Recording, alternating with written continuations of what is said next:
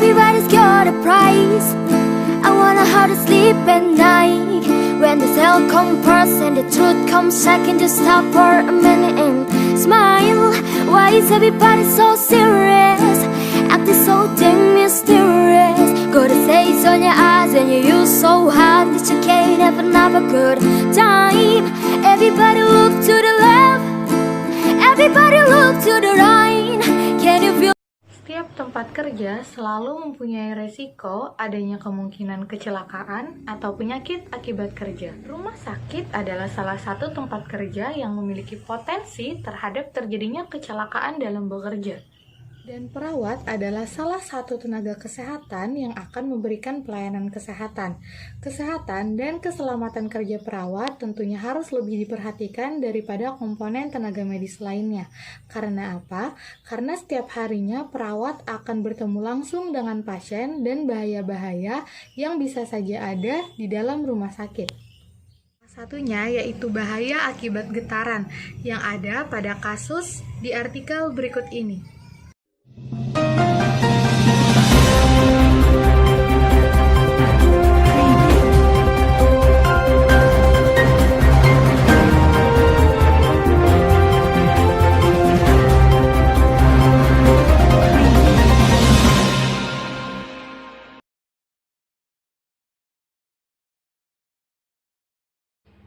Hazard. Apa itu hazard? Hazard atau bahaya adalah sesuatu yang berpotensi menyebabkan kerugian atau kelukaan. Bahaya pekerja adalah sesuatu yang dapat menghasilkan efek negatif terhadap kesehatan masyarakat, baik langsung atau perlahan dari waktu ke waktu. Bahaya pekerja adalah faktor-faktor dalam hubungan pekerjaan yang dapat mendatangkan kecelakaan berupa potensi bahaya yang dapat menimbulkan gangguan kesehatan. Hazard terbagi menjadi beberapa jenis. Pada video kali ini kami akan membahas hazard fisik atau physical hazard. Physical hazard atau hazard fisik ini adalah potensi bahaya yang disebabkan oleh besaran fisika. Hazard fisik adalah faktor di dalam tempat kerja yang bersifat fisik, antara lain contohnya seperti panas, kebisingan, penerangan, radiasi, gelombang ultraviolet, iklim kerja, dan masih banyak lagi yang lainnya. Lalu, bagaimana cara untuk mencegah hazard fisik? Dalam lingkungan kerja, perawat penting untuk mengidentifikasi agen yang berkaitan dengan pekerjaan dan paparan yang dapat berpotensi sebagai hazard. Dalam hazard fisik, agen dalam lingkungan kerja seperti radiasi, kelistrikan, temperatur yang ekstrim, getaran, kebisingan, dan lain-lain yang dapat menyebabkan trauma jaringan melalui transfer energi dari sumber tersebut.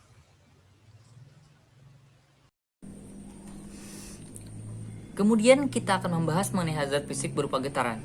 Getaran mempunyai parameter yang hampir sama dengan bising, seperti frekuensi, amplitude, lama penjenan, dan apakah sifat getaran terus-menerus atau intermittent. Peralatan yang menimbulkan getaran juga dapat memberikan efek negatif pada sistem saraf dan sistem muskuloskeletal dengan mengurangi kekuatan cengkeraman dan sakit tulang belakang.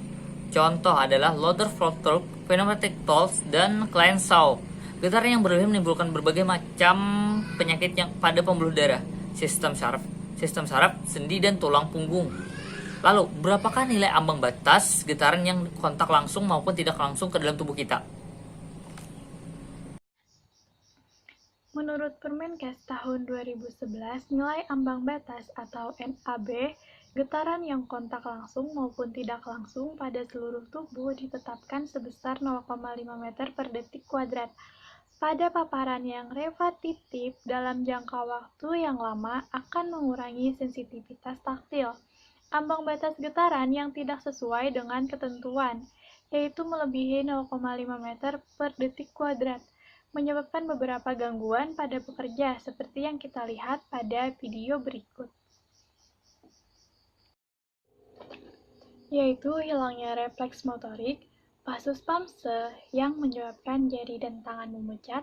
Getaran berpotensi menimbulkan keluhan low back pain ketika seseorang menghabiskan waktu lebih banyak kendaraan atau lingkungan kerja yang memiliki hazard getaran.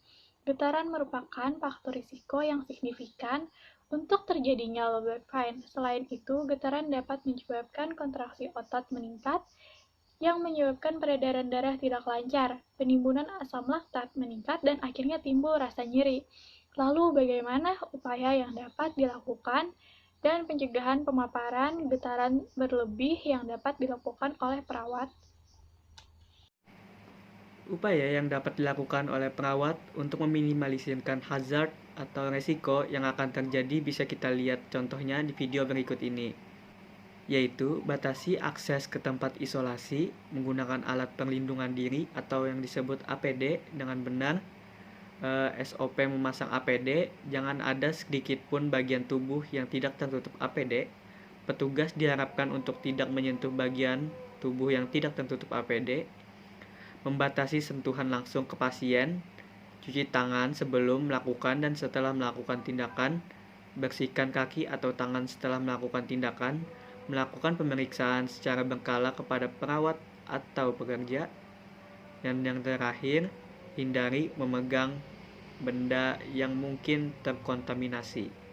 Selanjutnya, upaya pencegahan pemaparan getaran yang berlebih yang bisa dilakukan oleh pekerja dapat kita lihat pada video berikut, yaitu gunakan alat-alat yang bergetar tidak lebih dari 2 jam. Kemudian, lakukan pemeriksaan pada alat-alat secara berkala. Hal ini dimaksudkan untuk menghindari peningkatan getaran yang disebabkan oleh kesalahan atau pemakaian umum dan menjaga efek getaran pada alat tetap minimum. Kemudian, istirahat selama 10 menit setiap jam selama menggunakan alat-alat yang bergetar untuk menghindari paparan getaran secara terus-menerus. Selanjutnya, jagalah tangan Anda agar tetap hangat dan kering dan gunakan sarung tangan sebelum terpapar getaran.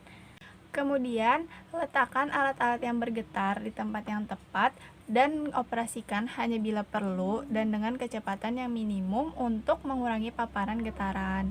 Dan yang terakhir, pastikan Anda mendapat pelatihannya dan pengendaliannya.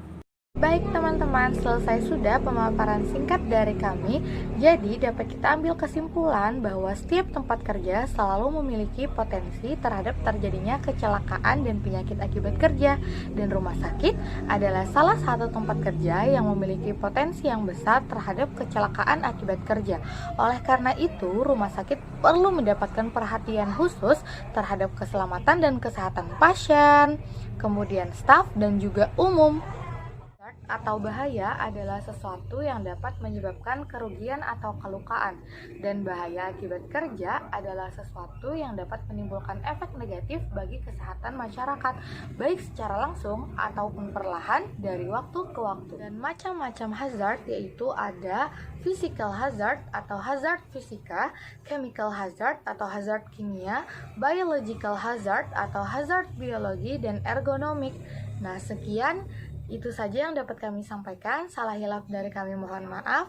Semoga bermanfaat untuk kita semua. Assalamualaikum.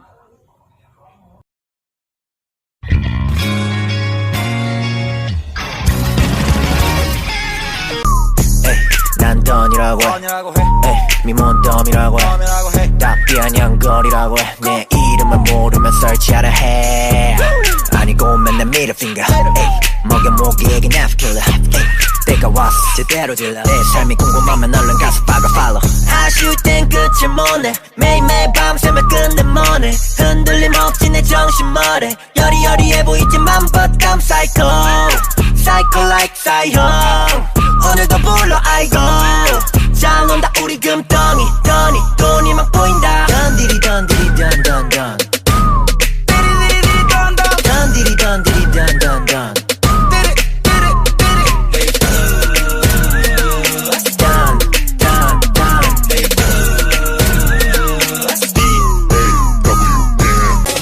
그래서 난 노노나나